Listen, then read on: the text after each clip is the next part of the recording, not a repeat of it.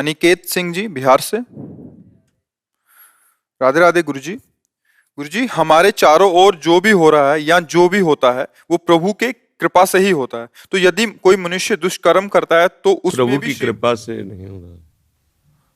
ये तो कोई आत्मसमर्पण की हुई भक्ति की भाषा है। जो अहंकार से अपने स्वार्थ बुद्धि से विचरण कर रहा है वो दुराचार कर रहा है, तो प्रभु दुराचार करो। प्रभु तो मना कर रहे हैं ना।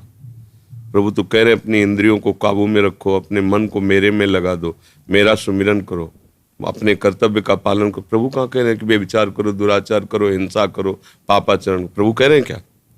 तो फिर गलत यही गलत सोचे तो है ना जो भगवान पर दोषारोपण करती। भगवान सब करा रहे, तुम्हें दूध पिलाया जा रहा है, घी पिलाया जा रहा है, व्यायाम बताया जा रहा है, इसके बाद तुम गरीबों को मारो या गरीबों की रक्षा करो, तुम्हारे ऊपर बात है। भगवान ने तुम्हें बुद्धि दिया, बल दिया, पावर दिया, उसे गंदे काम में प्रयोग करो या अच्छे काम में प्रयोग करो, ये तुम्हारे लिए छूट है। अब गंदे काम करोगे तो दंड मिलेगा। अब भाई आप अच्छा खेल खेलते हो तो भारत सरकार इनाम देती है, तो बलई का प्रयोग जब दूसरी माताओं बहनों की तरफ गंदी दृष्टि से किया तो मार मार के जेल मिलती है ना। वही सरकार है जो इनाम देती, वही सरकार है जो तुम्हें दंड देती। ऐसे ही भगवान का खेल है। भगवान सबको पावर दिए, सबको शक्ति दिए, उसका प्रयोग कहाँ कर रहे हो? तुम्हारी बुद्धि, तुम्हारी ताकत, तुम्हारे विचार गलत मार्ग में प्रयोग कर रहे हो तो सुधर जाओ। गीता जी में, गुरुवाणी जी में, संतों की वाणी में वही तो सुधार रहे हैं। जगत का मंगल वही तो कर रहे हैं, बोल रहे हैं। उनकी बात ना मानो वो तो सब भगवान। तो नरक भी भगवान की ही बनाए हुए हैं, रोग भी भगवान के बनाए हुए हैं, डंडा भी भगवान का बनाया हुआ। जब चलेगा तो कहोगे भगवान कितने आप निर्दयी हो, हमारा एक लड़का था उसको मार दिया, हमारी संपत्ति थी लुट गई, अब हम जेल खा रहे।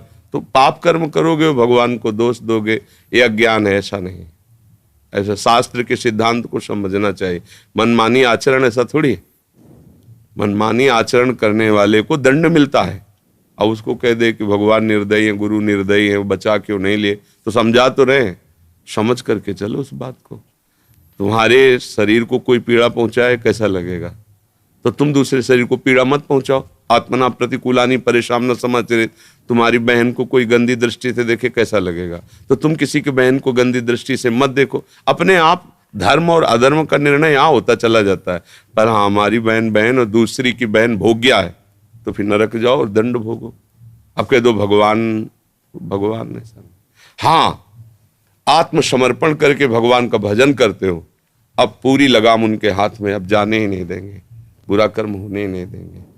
अहंकार जब तक है तब तक बुरे में गिरना पड़ेगा। और भगवान को समर्पित हो गए, गुरु को समर्पित हो गए तो वो रक्षा करते हैं, वो बचा लेते हैं। हम अगर गलत चलना भी चाहें तो जैसे माँ है ना, वो दौड़ के बचा लेती है। ऐसे करो सदा तिन कह रखवारी, जिम बालक राखे महतारी। पर अहंकारी को नहीं, अहंकारी को दंड मिलेगा। और भगवत शरणागत जो है उसे भगवान बचा लेते हैं, क्योंकि उसने अपने अस्तित्व को, अपने अहम को गुरु चरणों में समर्पित कर दिया, प्रभु के चरणों में अब वो संभाल लेंगे। समझ में आ रहा है आपको?